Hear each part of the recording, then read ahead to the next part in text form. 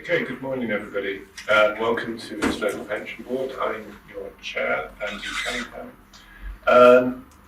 Just like to confirm this board meeting is, whilst it's taking place face to face, we are also recording it for the YouTube channel. What I'd like to just do for the benefit of anybody watching online is if we could just do introductions. So if we could just start at this end and just do just the introduction of each person, please.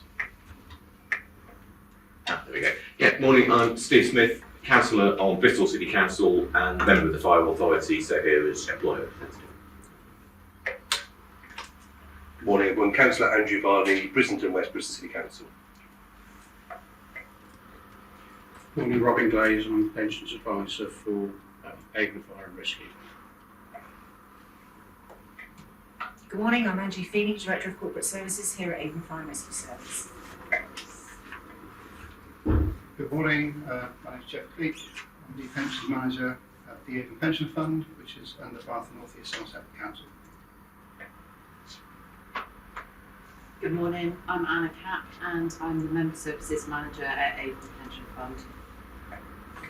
Good morning, Mark Jacobson, Scheme Member Representative. Good morning, Steve Freeby, Scheme Member Representative. Okay, thank you. We move on to apologies for absence. I don't believe there is any. So we have everybody here. So if we move on to item 2, which is the emergency evacuation procedure. Angie.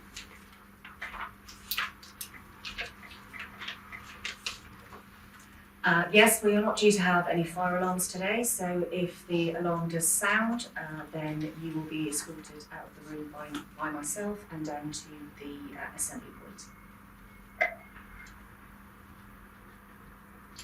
Okay, on to item 3, declarations of interest. Does anybody have any declarations of interest to advise?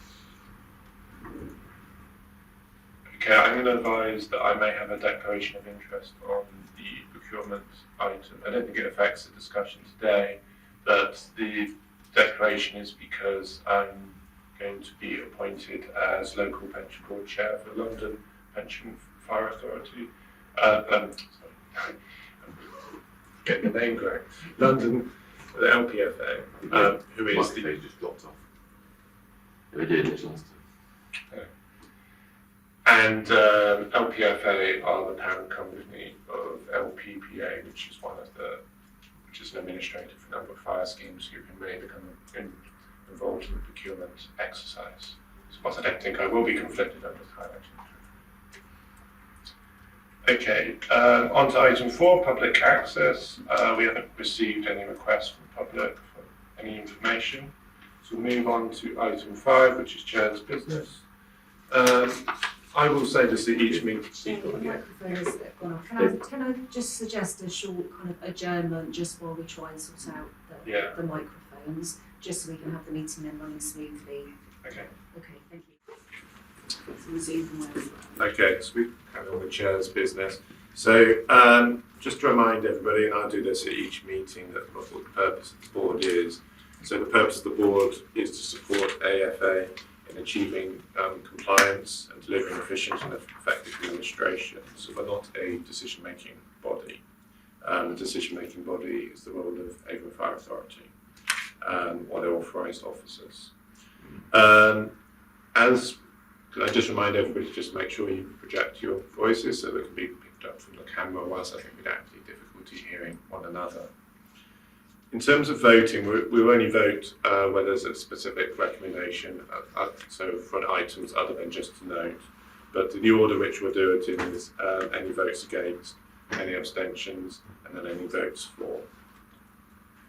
Okay, we move on to item 6, which is the minutes from the last meeting. So first of all, I just want to invite if there was any comments or questions or queries on the minutes. Yes. Just in the minutes, it referred to the possibility of having an emergency meeting of the LPB last autumn. Obviously that meeting didn't take place. Do we need to amend the minutes accordingly? And also the date, of course, of this meeting was incorrect as well. So I'm not sure whether that needs to be amended or not. On the first bit, I believe it was talked about as an option rather than saying that we were going to definitely have a meeting. So it was a possibility. Yes, I don't think that's okay. inaccuracy. On the second point, I guess that was reflection of the meeting tape, what we said at that point in time. So again, I don't think that needs to be amended for the purpose of the minutes. Any other comments on the minutes? So just to mention, there was probably a couple of items on the action log, which of items which I couldn't see in the papers, but hopefully they're going to. But maybe we could, if it's possible to talk to them later. So those both Baines items, so to do with the cyber security and the provision of common and conditional specific data. But I don't suggest we pick up now. Maybe we pick it up and get to later item 8. Happy to do that, Chair. Okay, thank you.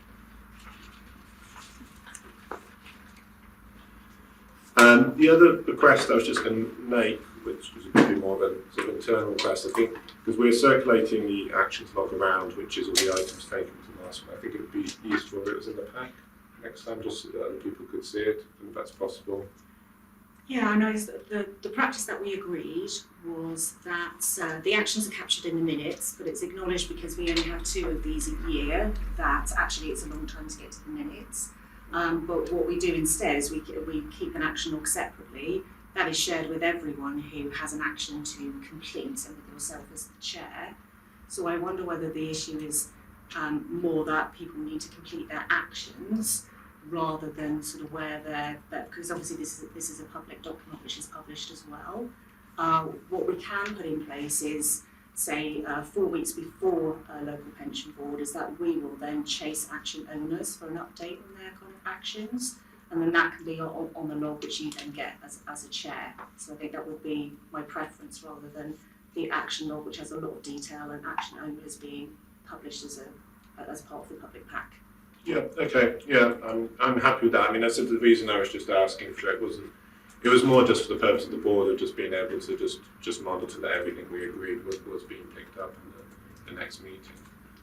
That was all, but yeah, I'm happy with that approach too. Okay. Is there any more comments on the minutes last time? Not, well, if we move to a vote on that, I'm assuming there's no votes against or abstentions, because nobody's mentioned anything, so can we just look forward? Okay, thank you. Can someone second? Okay, thank you. Okay, if we move on to the next item, which is item 7, which is legislative update, pass over to Jeff. Mr. Jeff. Thank you, Chair. So a regulatory update has been included within your papers for noting. This gives you the latest position on 2 main issues. Firstly, covering off McLeod. So the latest position with McLeod Remedy concerns the potential expected delays in the timing of the release of the guidance and regulations. February 2023, we were informed by the LGA that timescales that were previously published and referred to, I think, in the previous delivery of this paper, are now potentially expected to be sort of delayed, although obviously the regulations are still coming into force with effect from the 1st of October 2023. But the delay may kind of cause a slip in the sort of time frame for the software provider and obviously the administrators to undertake the necessary work to support the cloud. There's also a subsequent further consultation expected early this year. Again, this was noted back in the summer, and we're still waiting for that consultation to be issued.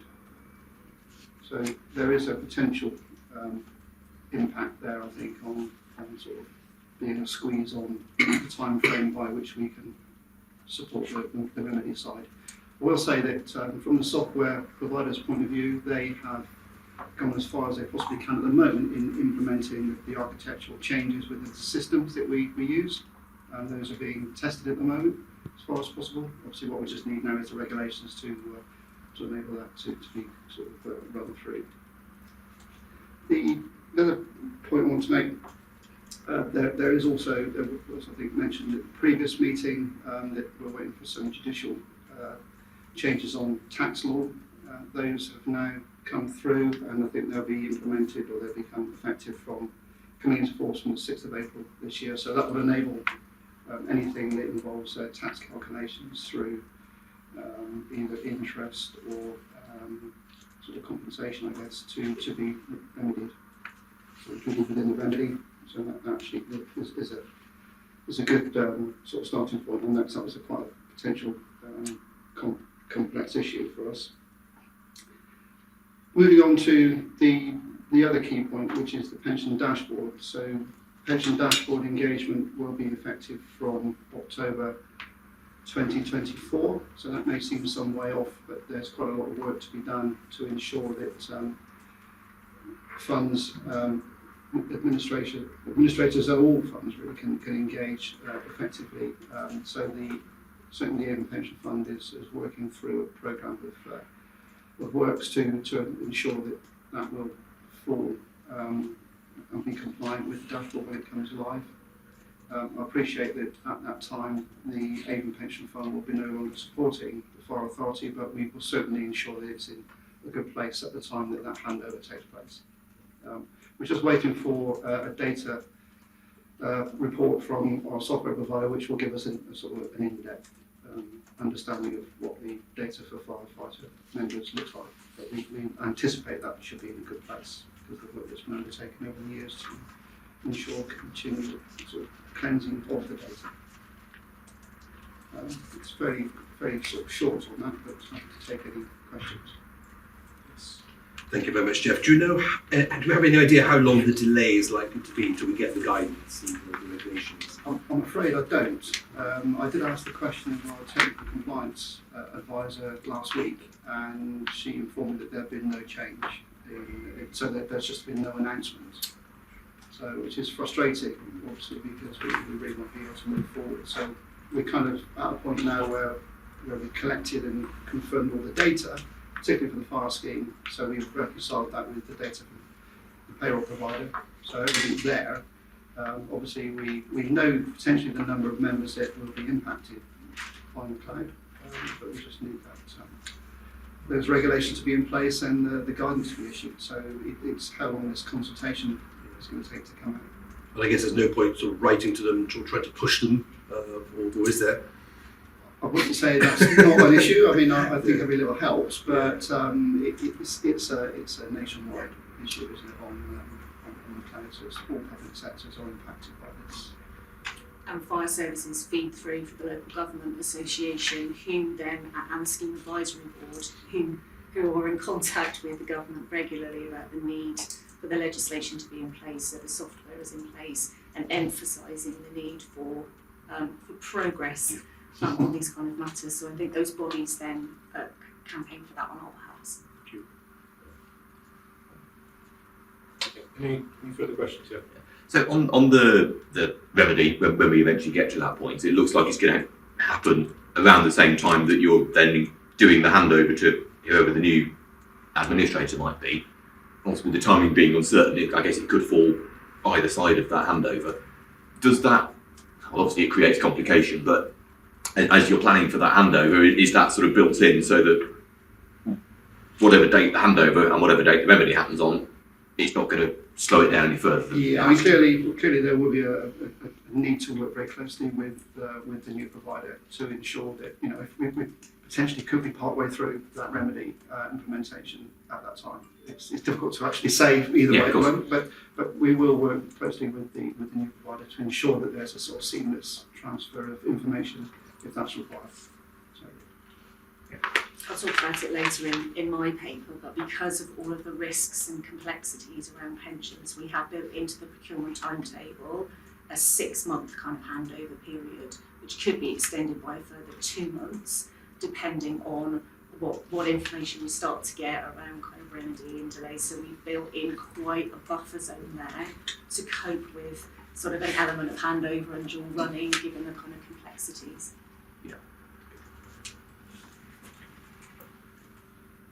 Any other questions? I just had one other one. Jeff, I didn't know if you'd seen anything where it was indicating how long you'd actually have to remedy or or to apply the legislation, because typically when the legislation is brought in, whilst it be effective from October, you typically have a window of time before you'd have to correct something. I thought I'd seen something like a correct number, but I don't know if that might be for GPS. I don't know if you've seen it for fire. Not specifically, but I would imagine that they're going to be very similar, Yeah. to be fair, Chair. So, and at the top of my head, I can't remember what that period is, but we definitely need to ensure that's factored in. But as I say, I think as far as the data gathering is concerned, we're where we need to be. So obviously it's just a case of making sure we've got the resource to support remedy when it's in. Yeah, I think for LGPS from memory, I think it was longer than you would think it might be. I think it might have been 18 months or something like that to actually correct it, which was quite a lot longer, but you might end up with I would expect something much shorter than that, and obviously there would be expectations from members to do things quicker than whatever the backstop date is. Yeah, and I think, as Jeff said, that there aren't any announcements on this at the moment, and some of it depends on how long the legislation takes to get in, and then the software and then the guidance. I think there are indications where it could be potentially 12 to 18-month window, but with sequencing within that. So as we know, we have some people who are impacted by it now. We have people who won't be impacted by it for a number of years. So the indication is that there will be sequencing to it.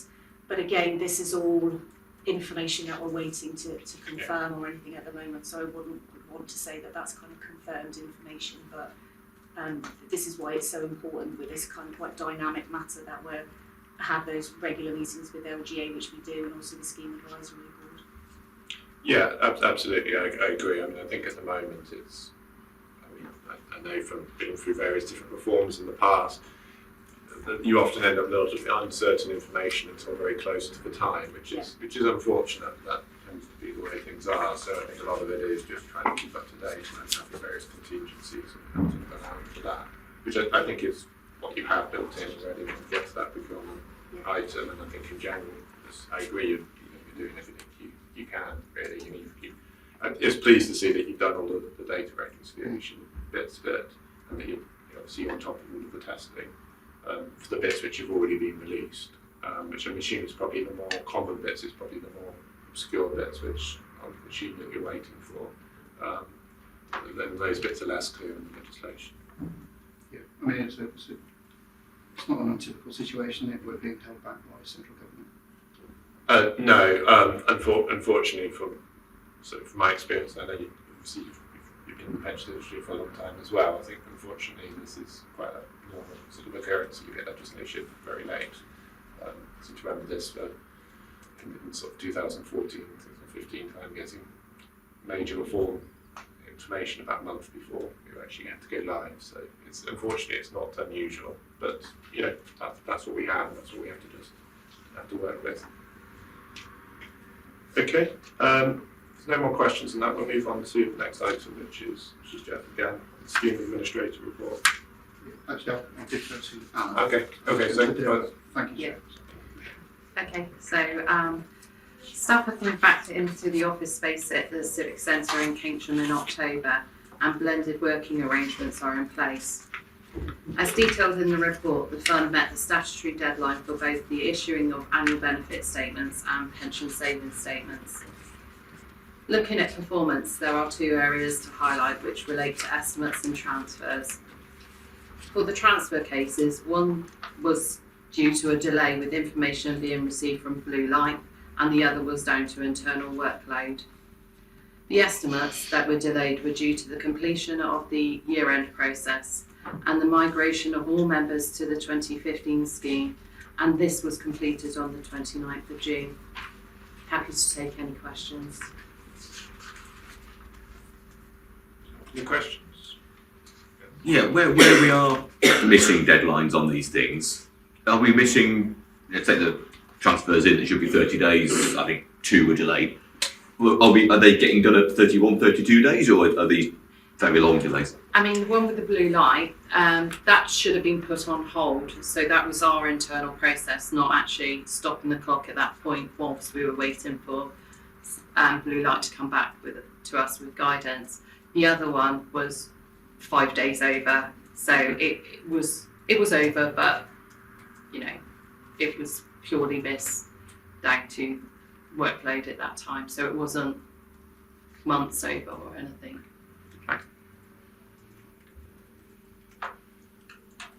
And I think probably the other thing, because this is a transfer framework, we're talking about, remember, with the sort of negative perspective, particularly about the delay. And not in any financial sense, probably more just in a service sense of just having to wait a bit longer. Yes.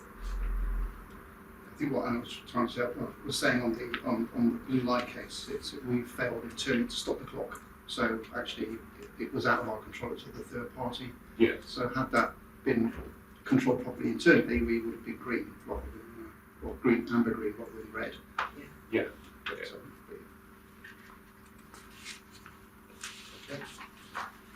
Okay. Any other questions? I've a couple more.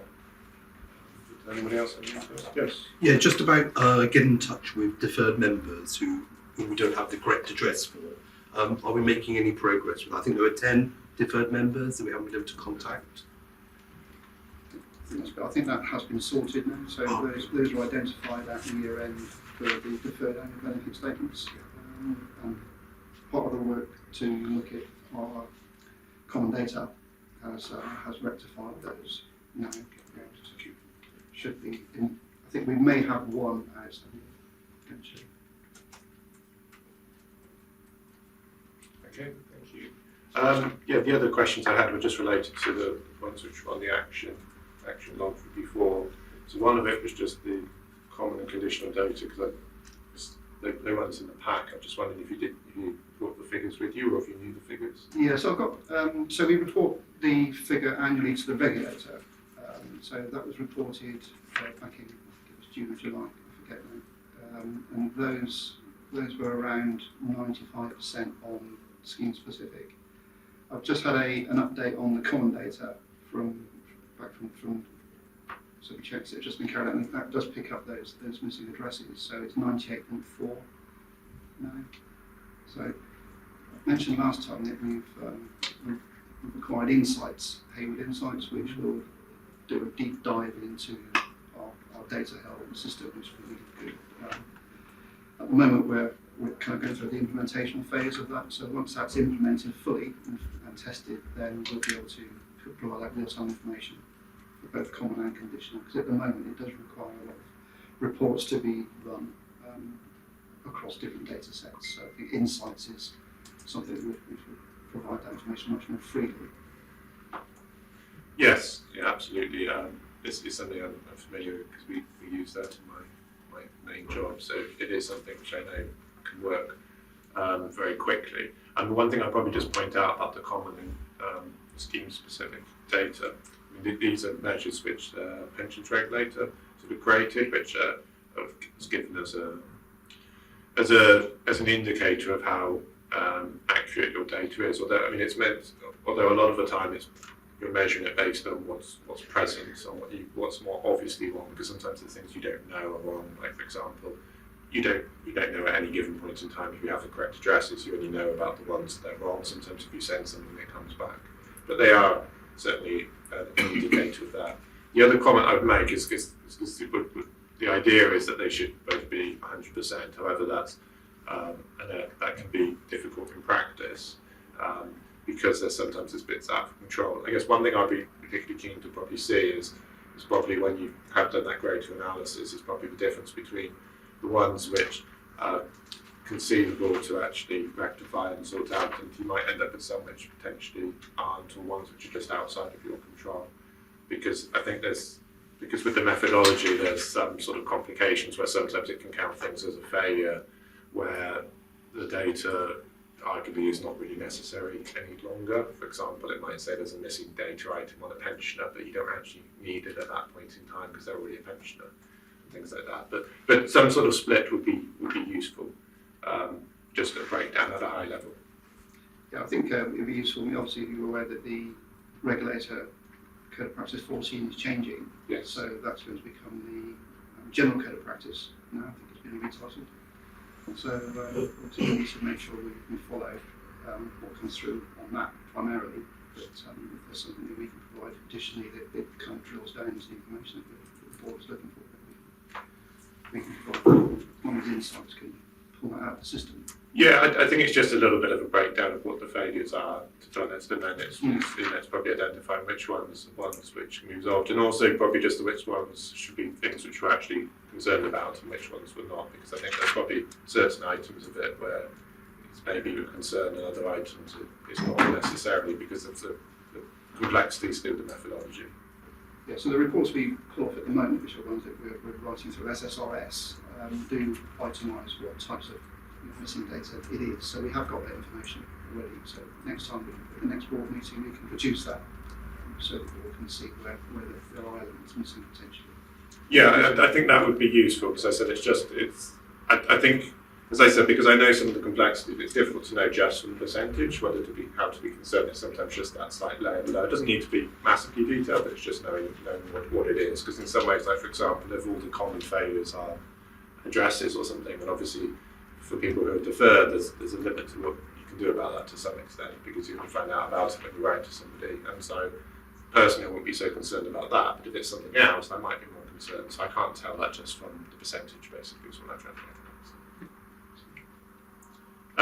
at. The other part was just on the cyber security. I believe there was a kind of internal report. I know this is probably wider than just fire, but just whether you give us a bit of an update. Yeah, so I can. I think it's contained on the risk register within the scrutiny report as well. But at the last meeting, I did say that I would bring a paper to the board at the next meeting, which is this meeting. So the Avonmouth Somerset Council, as the employment authority for the fund, has undertaken a series of internal audits around its cyber security because we are contained within Avonmouth Somerset Council and not standalone.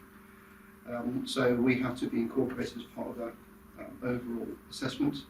So the paper that the audit reported to the local government board in November was exempt, but I'll just read a paragraph from it. But what I would suggest is, I think if you want the report delivered to the Fire Authority board, then it would need the auditor to come and deliver that. Again, it would need to be an exempt session. So I didn't take that forward.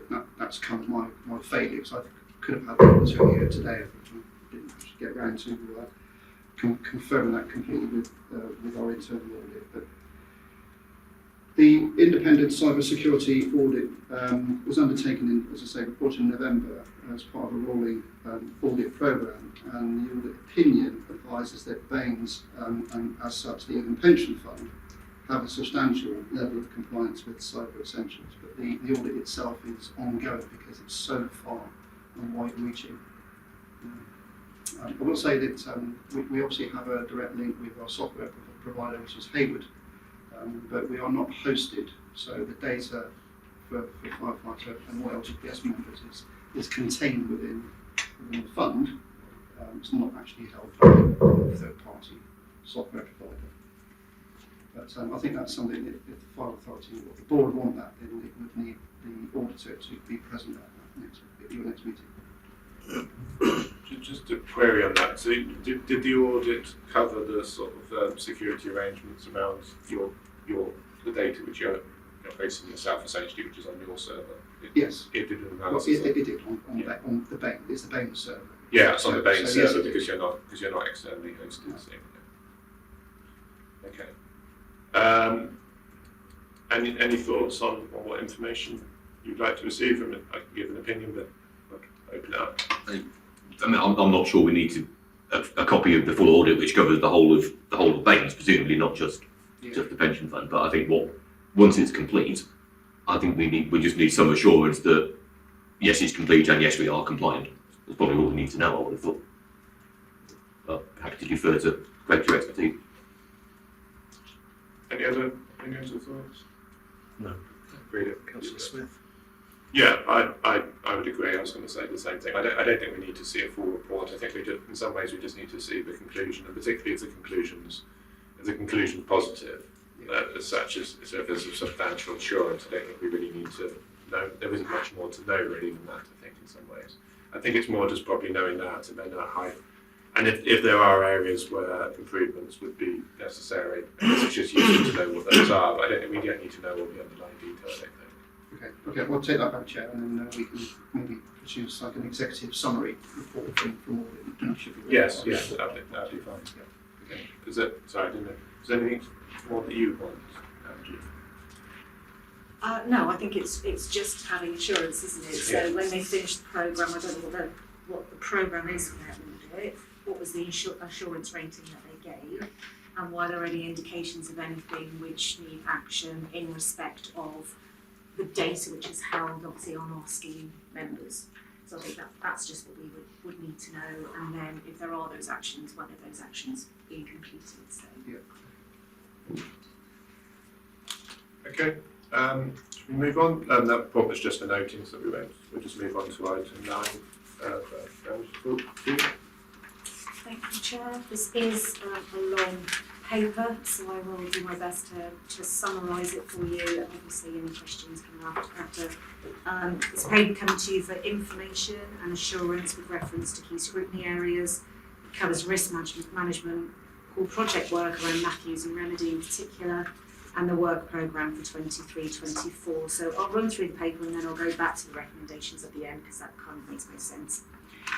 In terms of the key scrutiny areas, you'll see in the report that since the last LPB, we've not been asked to or applied any discretions.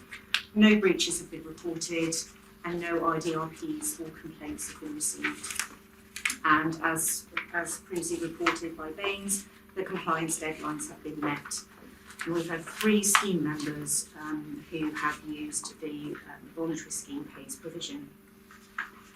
In response to a request from the LPB chair, our external payroll, which is run through Bristol City Council, have provided information on how they ensure that correct contributions are taken, in particular when there are changes in year.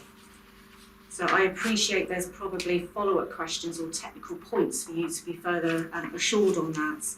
And if so, a representative from Bristol City Council is able to attend the next local function board should you have any questions in that area. Unfortunately, with the date changing, is unable to attend today. I also intend to review the risk score for LPB 07, which is around failure to deduct correct contributions once members are content with the assurances and the controls in place in that area. With reference to the firefighter scheme's risk register, which is included in the paper, has been updated. Members will note that the highest risk areas in score remain on the application of the remedy, which includes immediate detriment, which we all know contains various difficulties, both with compliance and also with application. And there's an update in the paper on our preparations for remedy. The other high area is LPB understanding and knowledge, but I would anticipate that risk score decreasing by the next LPB as we are now receiving information, or in particular kind of new members to the board, but also existing members of the board are starting to do kind of what's required. It was elevated in particular because we have a lot of new members at the same time within the LPB, but I would anticipate that kind of reducing because we are now receiving more information around having done the toolkits.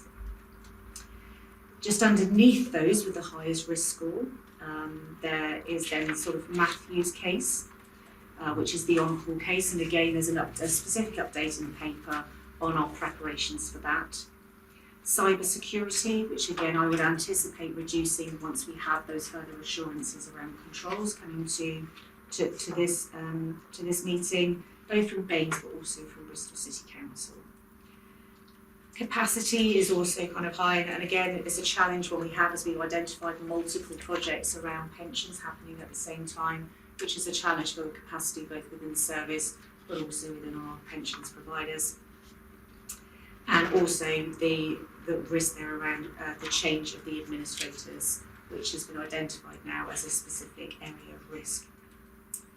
On the latter, with the change of administrator, I've provided in the paper a timetable on how that risk is currently being mitigated and controlled for the assurance of this board about how that is being managed. To add to that, to confirm that we have been doing a lot of preparatory work for the procurement, so we have contacted all of the providers who currently provide pension administration across the land to fire and rescue services, just to have some input on what would be required on the tender and also around timings, because of course what we don't want to do is put a procurement out with timings when actually it's the worst time for the providers. And of course, given the difficulties around the different projects, what information they would need, for example, on remedy and on numbers in particular, who are within that remedy category. With reference to the tender, we are seeking relevant expertise and input on that, including exploring the potential for some consultancy around that. You'll see the timetable has got a 6-month provision in it for handover and some dual running. And as I explained earlier, that can be extended for a further couple of months if there are additional difficulties with reference, for example, to remedy, or if the providers have different software, so which increases the complexities of kind of transfer. And I know that Jeff and I and our head of procurement were discussing that yesterday.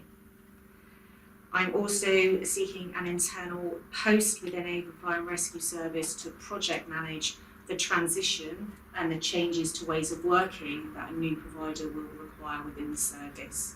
It's likely that, you know, we have been with Avon Pension Fund for some time, but there will be some changes to how members kind of engage, and in particular a lot more kind of digital kind of engagement, which will be a change for some of our members.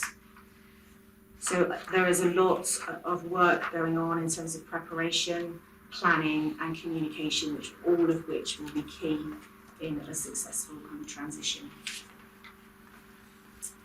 I don't intend to read out the detail of that timetable any further, but of course happy to take questions, or also the detail of the Matthews and remedy updates, because I will take those ones as read, although again happy to answer questions. I think the only additional piece of information around kind of the remedy section is that the Local Government Association yesterday commissioned a survey on the national picture of readiness for remedy. So all fire and rescue services have been asked to complete that survey, I think it was this week, wasn't it? Yeah. After which they will then assess that, and they will then look nationally any gaps and therefore where they might need to provide further support and guidance to the sector. So that's an additional one which has come in since I wrote that paper. With reference to the work programme, you'll see that some things are progressing and some things are planned, and some items have been paused linking to the wider governance review, which members will be aware of. In terms of the relevance of that governance review to the work programme, it will in part look at the number of committees that we have in their terms of reference, but also our delegations for decision making on certain matters to ensure that members can focus on strategic matters with operational day-to-day running matters sitting where they need to within the organisation. And therefore, of course, discretions are potentially impacted in particular by that piece of work. So I think in terms of the summary, I will leave it there on the paper and then just move to the recommendations and any kind of questions. So recommendations are to note the report and its appendices, consider if further information is required to assist your oversight of the 5 key scrutiny areas, which is set out in paragraph 3.4, to consider whether you want to recommend any additional actions or controls to ensure compliance with those 5 areas, and or to minimise the risks which are captured in the risk register. As agreed at the previous LPB, and as I said, we started to have come through, to continue to advise the LPB chair of progress with training completion, and then consider and agree the work programme for 23-24, which is in Appendix C, and discuss whether any LPB members would like to be on the evaluation panel for the new firefighter scheme administrators, subject to a check of any potential conflicts of interest. I just wanted to offer that opportunity. Thank you, Chair. I think that's my summary of quite a long paper. Okay, thank you. Obviously there's quite a lot of content there. I was going to invite questions. What I might do is just go through some of the areas. I won't speak to them. I'll just give you the titles, and then that maybe can prompt if there's any questions in each bit. Rather than doing your questions for everything, maybe I think that might work slightly better. So first of all, are there any questions on the payroll contributions bit of it? So that was covered starting in paragraph 5.11. That was some information I asked for at the last meeting, just because I wanted to gain a little bit more assurance about what was being done there. Is there any questions that I do have one if there aren't any others? It was probably just a bit of a follow-up question. I mean, one, I was sort of interested in the methodology a little bit, which I've shared. I was just wondering whether the way that it was actually being calculated, but I think this is probably going slightly beyond maybe what the role of the LPB would be doing to ask them for this, but then the other aspect of this was probably just knowing what sort of checks and controls are actually in place as well, like actually making sure it's correct, because it's in some ways it's fine having a methodology, but what checks are actually making sure it's happening, because it sounds like it's the system is being programmed just to do it, but is there some sort of check? Just because things like contribution rates, they can vary a fair bit from person to person, and the bit about the methodology, sometimes if there's any add-on pays or things like that, that can make quite a big difference in somebody's pay. So it would just be useful to have a bit of insurance, which I know you said might be best sought from Bristol City Council the next meeting. Yeah, quite a sort of technical point, so I think probably it is better for Bristol City Council to respond to that either in the interim period or at the next kind of meeting. Yeah. It sometimes helps if they're here as well, because rather than send something in writing about which there's questions, a discussion is probably a good kind of point. So I think, yeah, if we can take that question and then, for Bristol City Council to respond, and or in either in the interim and or with their attendance at the next LPB. Yeah, that's fine. I mean, I don't want us to try and dive too much into technical detail. I think it's more just probably having some assurance about the methodology seems consistent and fair, and that there's appropriate controls in place. I think it's more just at that level for it, because it is one of the things where there is a kind of a bit of discretion about how you apply it, which can then affect how much each person is actually paying. And there's a danger sometimes that two people with similar circumstances end up being dealt with differently, which is obviously something we try and avoid. The other question I had was, I know you touched on this briefly, Angie, which was just around the cyber security in terms of what information you're seeking from Bristol City Council. I think we obviously, you have on there what we're doing for the fire authority as a whole. We've obviously heard from Baines, it's just a bit from Bristol City Council. What's the ask from them so far? We've asked for similar, which is kind of their when their cyber security was last kind of audited, right, and then what the outcome was on that. They're in a kind of similar situation, which of course Bristol City Council is a large kind of organisation, so trying to extract that with reference to this, but the same ask has been made of them. I think again, if that's something that we can discuss with Bristol City Council, and they're here at the next meeting, but the ask has been for something of the equivalent. Yeah, which I think, as it should be. Obviously, we don't want to see 200-page report with a lot of information which isn't necessary and it be exempt. I think we just, because the only bit we're concerned about is the payroll aspect of it, but obviously that will have to be linked up with lots of other systems. So yeah, that's helpful. Any questions on Matthew's part of it? Anybody? I was just to make a comment. I was pleased with the update and the progress. It sounds like you've managed it very well. On the age discrimination remedy, that's the additional information provided there. Any questions on that aspect? Okay. No, it's a similar comment from me.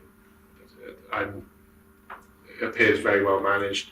Part of the reason I asked for that information was because I know that a lot of our discussions have been on immediate detriment, but I just wanted to make sure we had a bit more of a summary about the project management of the wider reforms, because obviously it's a little bit beyond just the immediate detriment part of it. Okay, on procurement, any comments on that? So there's a time frame in PAC, obviously, and you talked about that at a couple of different points. Yes. Yeah, one thing that isn't in the risk register is the risk of not finding a provider. So I just want to check, can we assume that the engagement you've done with providers with the market is positive and that there are providers out there that are interested in bidding for this? Exactly that. So yeah, it's always a risk, but I don't think it's a high one from our pre-market engagement. Great. And just say, if you're looking for people to be on the evaluation, I mean, I do procurement for a living, so I'd be quite interested in doing that. Okay. Assuming I'm not conflicted, but I obviously I wouldn't take on any work related to this tender because I'd be conflicted with that anyway. So Yeah. that's fine. Yeah. Okay. That's great. So I'll just check that with the clerk. Yeah. Thank you. Any other questions about the procurement aspect or comments? And I mean, I have a few, but they're more comments really rather than questions. I think probably the board is aware of this, but I will say it anyway. I was just stressing how essential this is. I know from being an administrator myself is that there is a lot of complexities with managing these types of schemes, and particularly when you're going through a period of change. And it really is sort of crucial that this process goes smoothly.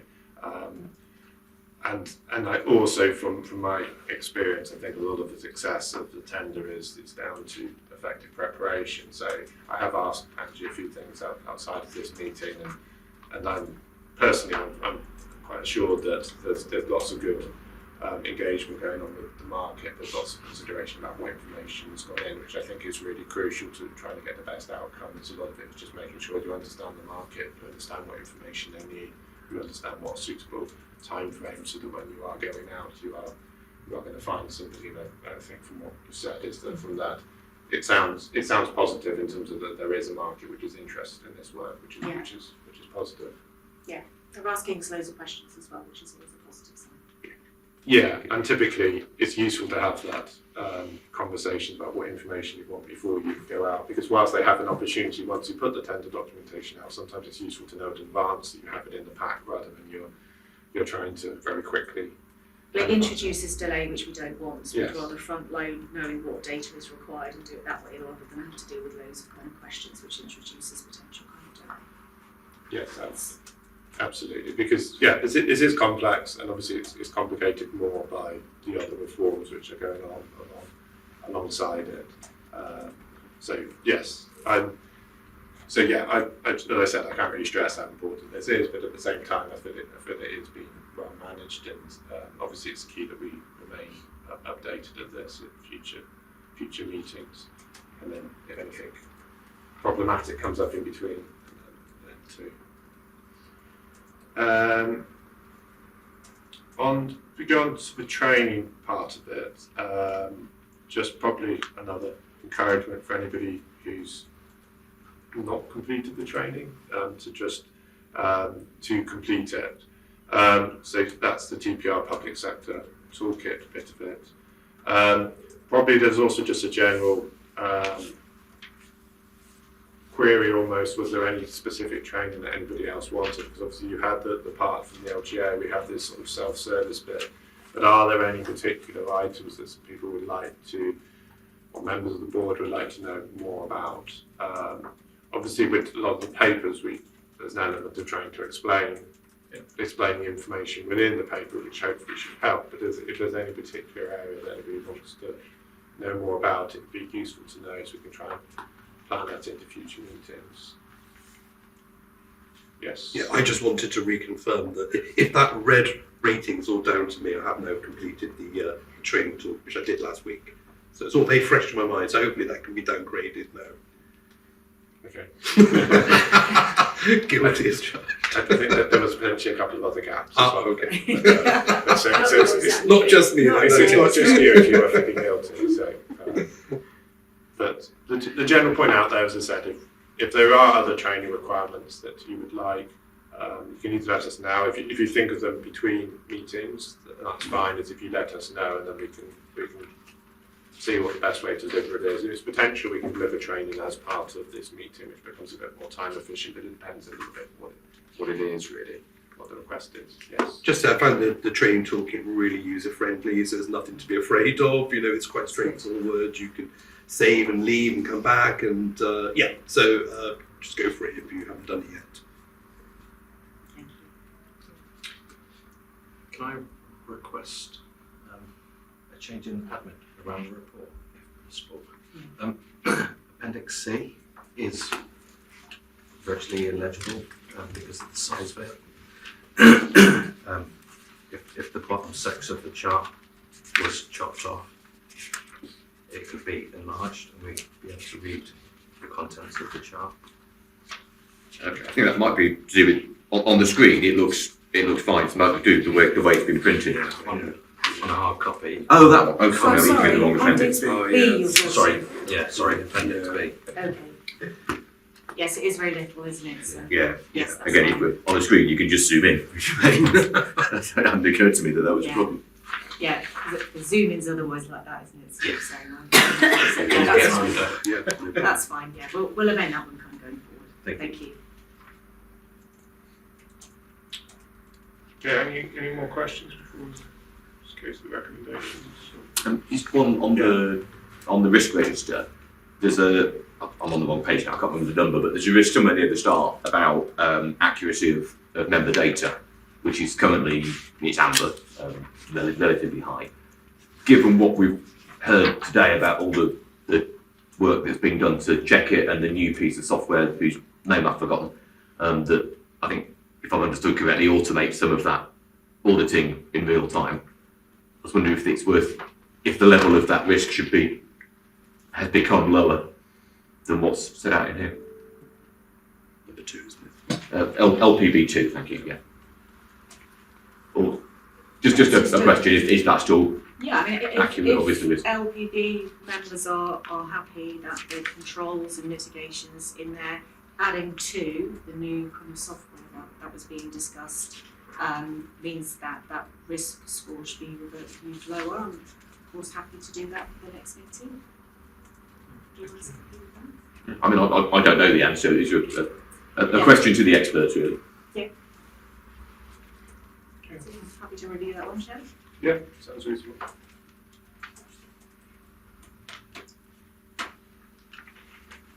So probably on to the recommendations. The first A to C were more around considering and noting and asking for any additional controls, which I did at one point in relation to the contributions.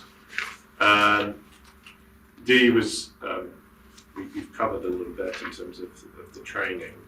Part E was probably one where we actually will seek an agreement on, which was to do with the work programme for the next board, as whether we were happy with that. So is there any concerns or questions about the work programme? We didn't talk about it specifically. Okay, so we'll treat that as being accepted.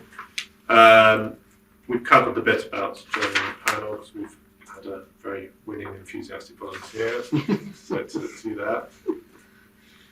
And I think that's everything on that. Yeah, that's the last one on that. So yeah, I don't think we need a further vote on that. Okay, so if we go on to item 10, which is the draft idea of the internal dispute resolution procedure, which is Robin. Thank you, Jason.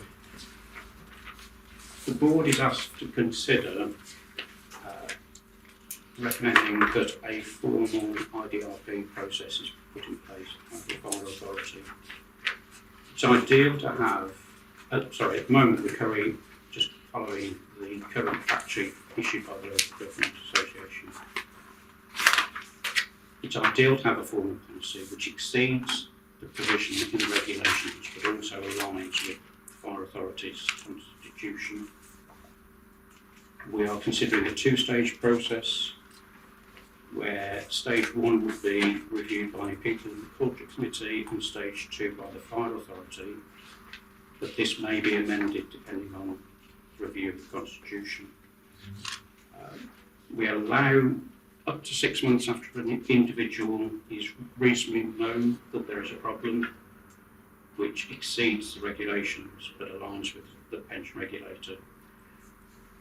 And the biggest advantage I feel of formalising the process is that if a case goes to the Ombudsman, if we have a formal process and he gets 3 cases and they're all being dealt with in exactly the same way, they're more likely to be consider that rather than throw the case out because it hasn't been formally done. There are example letters and a list of individuals who are exempt.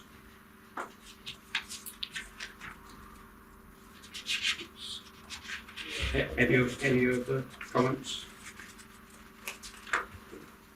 Yes. Yeah, thank you very much. I absolutely agree. We do need a formal IDRP process, and I like the fact that it's going to be a 2-stage process. I'm just a bit concerned that at both stages it will be a committee that will be adjudicating, and I just, it's quite difficult sometimes to get a committee together with timings, and I just wonder maybe at the first stage it should be someone, perhaps the chief fire officer or someone below the chief fire officer should be adjudicating for stage 1, and then if that is not agreed, it goes then to the Avon Fire Authority Full Governance Committee for decision.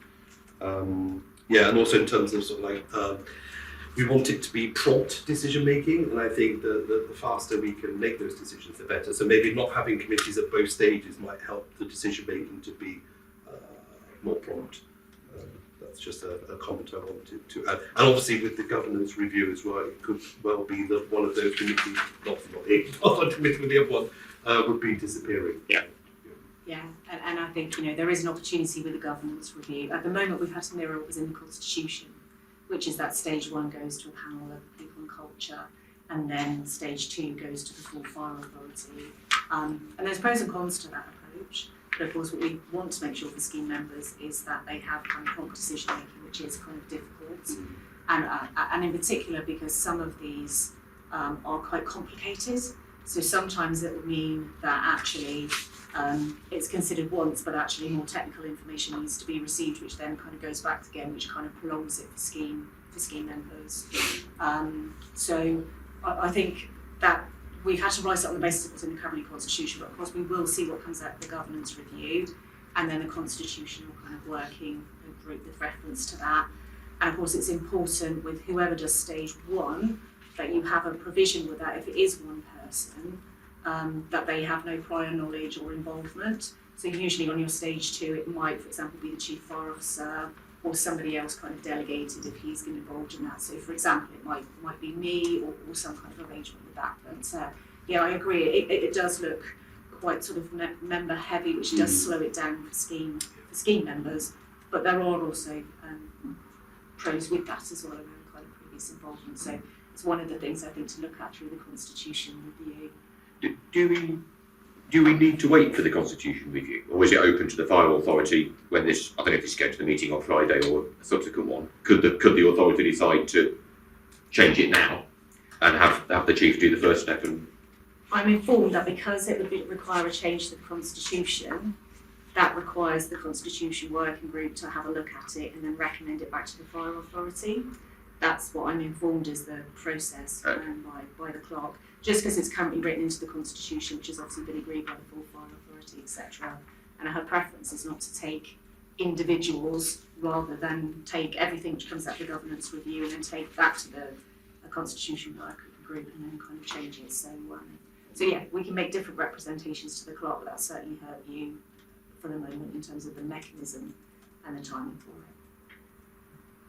Yeah, and we did debate waiting for the Constitution Working Group to then kind of change it, but I think what some of our scheme members want now is just more detail on what the policy is, a template letter, than what we've got at the moment. So on balance, we thought, well, let's go for it now and we'll get something in place, and then we can change the stage 1 or change 2 should the fire authority agree to those kind of changes as part of their Constitution Working Group. I know it feels clunky, doesn't it, and frustrating, but whichever way around it would. yeah. Fair enough. For me, I think I'd suggest our recommendation to the authority should be that it does go to being the chief for step 1, or chief or designated person for step 1, and authority for step 2, albeit we can't do that now, but I think we should be pushing it in that direction, subject to the review. Yeah, so we could put, so recommend recommend the policy, but ask Fire Authority to consider changing the stage 1 to CFO or delegate as part of the current work on the constitution. Yeah, just to make sure that is captured and that's, Yeah. you know, it goes Andy, down did that you track. say stage 1 had to be a panel? Or No, it can be. it can just be one individual. person? Okay. I am looking slightly to Robin to kind of look at me if I'm saying an incorrect thing, because it's Yeah. quite a technical kind of, but I think it can be a person, but it is always, you know, prudent to have another option for that, Yeah. should there be previous kind of involvement. How did I do, Robin? No, that's correct. Okay, good, Stage 1 can be one person. yes, In the private sector, stage 2 is the trustees. thank you. Any other questions? Okay, I mean, my comments that I thought in advance were similar. It's a positive step that you have a policy in place. Some of the things I'd probably stress with IDRPs is I think it's important there is independence at different points in time, because typically what would happen is before you get to an IDRP stage 1, there would often be a conversation a bit back and forth, which has not reached a conclusion that the member is happy with before it's gone to stage 1. So the point of when you want to go to stage 1, you do really want somebody or people who are looking at it, with fresh eyes, to somebody who hasn't been involved up to that stage. And similarly with stage 2, you want a fresh approach, because otherwise, arguably you're not really having those stages as such if it's the same people involved, it's not somebody fresh looking at it. Also, similarly, I agree. I think it's problematic going through committees, but because often because of the technical nature of a lot of these sort of disputes, and the fact that you need to go back and forth, I think it would often work better as an individual, which obviously can have downsides because you're putting it onto that individual. But I think that's also quite important to also allow sort of timeliness of responses. The legislation often allows you a sort of reasonable amount of time to respond, but I think sometimes the aspiration should be to go beyond that, given that somebody is unhappy about something. So typically you don't necessarily want to be taking 2 or 3 months to respond to something. Ideally you want to be dealing with it a bit quicker than that, but understanding the technical complexity. So I agree. I think the procedure of it is fine in itself. It's more just about who's actually reviewing it and when, which I think we've already acknowledged, and hopefully as a result of the government's review, there'll be something which allows a bit more sort of streamlined approach, which I think will probably be better all round, really, in terms of people being involved in it and getting the right level of people reviewing it, and also allowing sort of timely decision making. So on the question on this one, it is essentially whether we provide our support for it, noting these points probably around governance, and I guess it'd be interesting to know if other people agree with that. Yeah. We happy with that? Those comments, and then that can go alongside saying yes, we're happy with the policy, but we would like these things to be reviewed at a later stage as well off the back of the government's review. Yeah. If we could take a vote on that. So, any objections, abstentions? First of all, okay, can we just take a vote for that? Okay, thank you. Okay, we move on to item 11, which is the immediate detriment update, the verbal update. Okay, thank you, Chair. This is just a recap for local pension board. Obviously, these decisions have been made by Fire Authority, so some members will already be aware of it through that forum, and also sort of been communicated to staff, and also, of course, the decision making on that available on YouTube. So just a verbal summary of where we are on immediate detriment. So at the last LPB in July, I updated this board that immediate detriment processing for forthcoming retirees had been at that point temporarily paused while the potential financial liability of continuing immediate detriment was calculated. And that in particular followed government information about the potential tax issues and liabilities in particular, and the Home Office ongoing position that costs outside the pension account would be unfunded and need to be met by local budgets. So the decision of that temporary pause was communicated to scheme members with points of contact for information and inquiries, but a provision was made for those already in the pipeline to continue to progress under immediate detriment, which they did so. On the 5th of October, the Fire Authority received the costings and therefore the potential financial liability, and those were calculated using the Local Government Association Ready Reckoner, which they had provided to assist consistency with kind of calculation of those costs.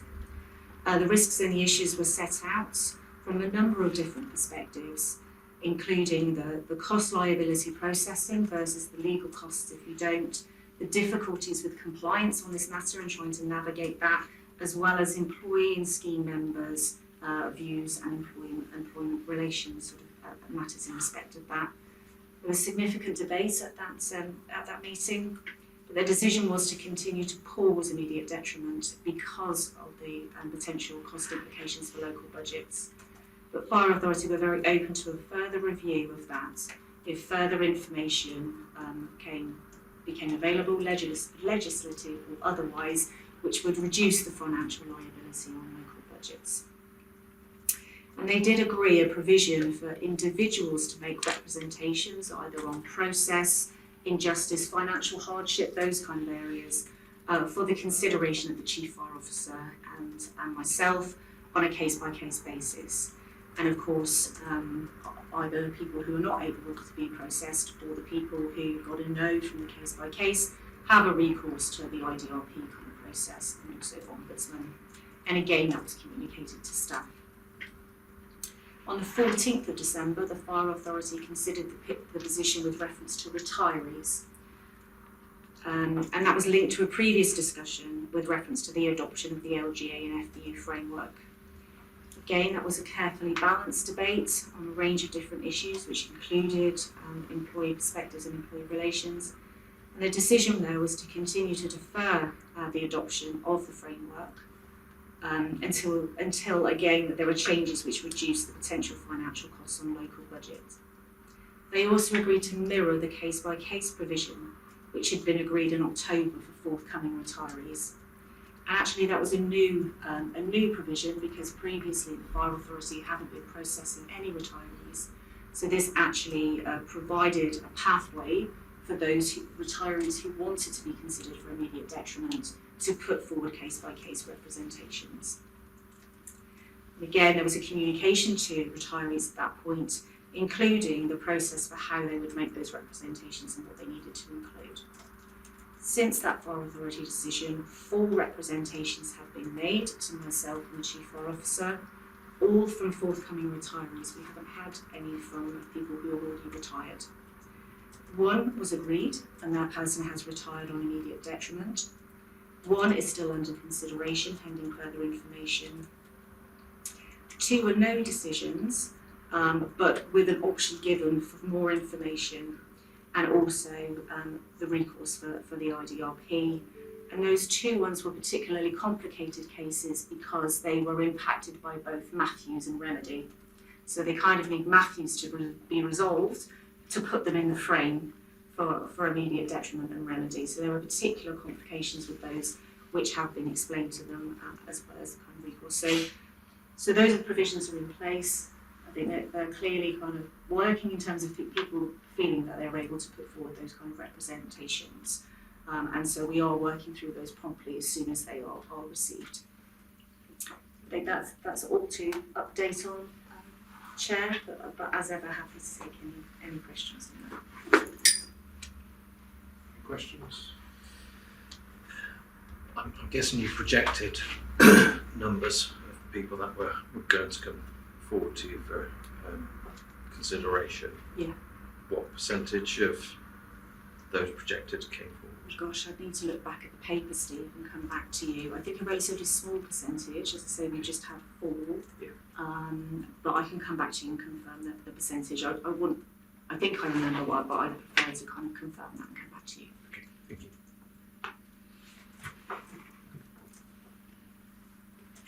Any other questions? Yeah, thank you for the update. I mean, I don't have any more. I mean, obviously, well, that's obviously immediate detriment of time period until we actually get final legislation is becoming Yeah. shorter and shorter. Although we obviously discussed earlier about when that regulation may be actually in place. Yeah. But yeah, I think it sounds very much like a matter of just keeping things under review. It's one of those constant things where you just need to keep continually reviewing it and then making decisions as more information becomes available. Yes, I think my fire authority colleagues know that when there is a change in the situation, then I kind of bring a paper back for consideration of the authority. Okay, we move on to final item, which is date of next meeting. In your papers, it will say the 20th of July. Unfortunately, I had a difficulty with that date, which has come up. So we've got the proposed date of the 18th of July at the same time at 10:30. I think something was sent around just before this meeting, but I don't know if anybody's come back to, or if they've had a chance to check their availability for that date. Chair, I'm just waiting on a couple of responses. Okay. Is anybody aware, or do you need to go away and check still? No, fine for the 18th, yeah. Should be okay, yep. Okay. Thank you. Sounds like further, we okay from Baines? I know Jeff, you, Sally won't be here. okay, yes. I'm just having a quick look, sorry. I'm sure it will be fine.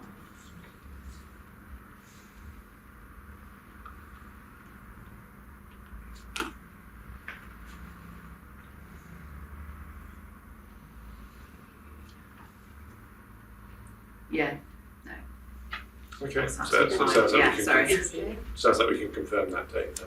Okay, Yeah, Heather will send something out. all right, that's the end of the meeting, so thank you very much. Thank you.